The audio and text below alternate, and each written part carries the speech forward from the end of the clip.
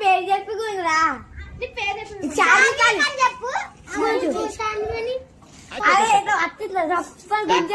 మెల్లగా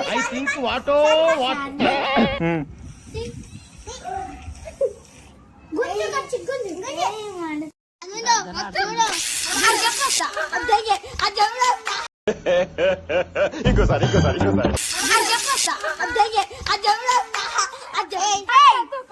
ఇగో ఇక్కడ నా దిక్కు చూడాలి 1 2 3